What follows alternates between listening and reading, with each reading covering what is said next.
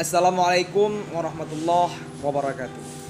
Alhamdulillahilladzi arsala rasulahu bil huda wa dinil haq liyudhhirahu 'alad dini kullih walau kafa billahi syahida. Allahumma salli wa sallim ala sayyidina Muhammad wa ala alihi wa sahbihi ajma'in. Amma ba'd.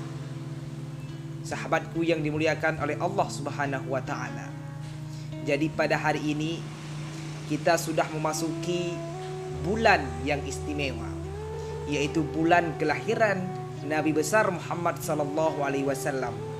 Sebagian orang mungkin bertanya, kenapa Nabi Muhammad tidak dilahirkan pada bulan yang mulia seperti bulan suci Ramadan atau Asyharul Hurum, bulan yang mulia atau bulan yang di situ terdapat sejarah yang mulia. As-Sayyid Muhammad bin Alwi Al-Maliki, beliau menjelaskan, bulan Rabiul Awal ini terpilih menjadi bulan di situ Nabi besar Muhammad sallallahu alaihi wasallam dilahirkan. Yang mana bulan Rabiul Awal ini dahulu oleh bangsa Arab bukan bulan yang dimuliakan karena tidak ada sejarah di dalamnya dan tidak ada kemuliaan di dalamnya. Jadi bulan yang dianggap seperti bulan biasa lainnya, mengapa Rasulullah sallallahu alaihi wasallam dilahirkan pada bulan tersebut, bukan di bulan-bulan mulia lainnya?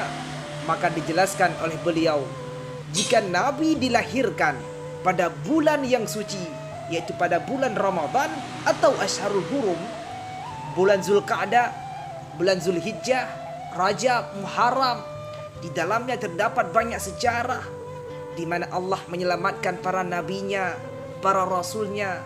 Ada sejarah-sejarah mulia di dalamnya. Ada hari Asyura.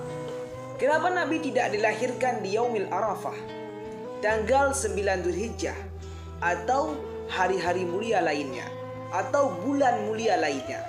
Karena kalau dilahirkan pada bulan tersebut, maka nanti ada yang berpendapat, kalau Nabi itu mulia karena dilahirkan pada hari yang mulia, Nabi itu mulia karena dilahirkan pada bulan yang mulia.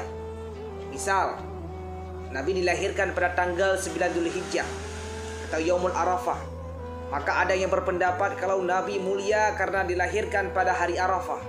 Keberkahannya Arafah menjadikan Nabi mulia. Nabi dilahirkan di hari Asyura, maka beliau mulia karena berkahnya hari Asyura atau bulan yang lain. Akan tetapi dipilihkan oleh Allah Subhanahu wa taala bulan yang tadinya bulan yang tidak dimuliakan, bulan yang disebut oleh orang terdahulu bulan yang sama dengan bulan yang lainnya. Nabi dilahirkan oleh Allah pada bulan tersebut, di mana Allah ingin memberikan kemuliaan munfaridan. Jadi Nabi diberikan kemuliaan oleh Allah yang luar biasa, bukan karena waktu, bukan karena bulan, akan tetapi beliau lahir di muka bumi ini dengan kemuliaan yang Allah berikan, yang akhirnya menjadikan bulan tersebut ikut mulia karena bulan tersebut merupakan bulan kelahiran Nabi Muhammad sallallahu alaihi wasallam. Jadi nggak ada yang berpendapat kalau beliau mulia karena lahir di bulan yang mulia. Rabiul Awal dulu bukan diagung-agungkan, bahkan nggak ada yang memperingati. Namun setelah lahirnya Nabi Muhammad, Rabiul Awal menjadi bulan yang mulia. Karena apa? Di bulan tersebut seorang manusia yang paling mulia, yaitu junjungan Nabi besar Muhammad sallallahu alaihi wasallam, dilahirkan ke muka bumi ini. Hendaknya umat Islam bahagia dengan hari kelahiran Rasulullah. Jangan sampai kita tidak bahagia dengan hari kelahiran Rasulullah sallallahu alaihi wasallam. Karena itu diperintahkan oleh Allah, kalau mendapat karunia dan rahmat dari Allah, kita diperintahkan untuk bahagia. Qul bifadlillahi wa birahmatihi fabidzalika falyafrahu. Kalau kita mendapat karunia dari Allah, sebesar-besar karunia yang diberikan kepada kita, apa? Al-Islam wal iman. Maka kita gak mungkin dapat Islam, gak mungkin mendapatkan iman kecuali melalui Nabi Muhammad sallallahu alaihi wasallam. Wa birahmatihi, lalu engkau mendapatkan rahmatnya Allah. Dengan rahmatnya Allah, fabidzalika falyafrahu, maka kita diperintahkan untuk bahagia, untuk bergembira. Dan rahmat terbesar yang Allah turunkan ke muka bumi ini, yaitu diutusnya Nabi besar Muhammad sallallahu alaihi wasallam. Wa ma arsalnaka illa rahmatan lil alamin. Jadi kalau kita bahagia dengan hari kelahiran Nabi Muhammad, tak lain itu karena mengamalkan perintah Allah Subhanahu wa taala.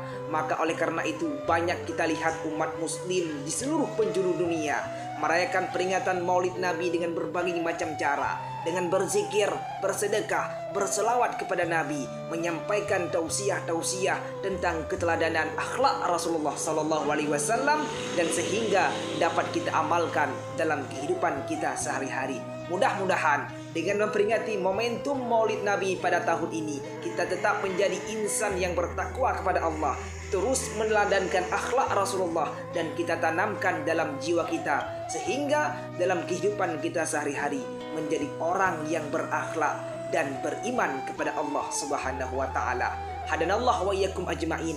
Wassalamualaikum warahmatullahi wabarakatuh.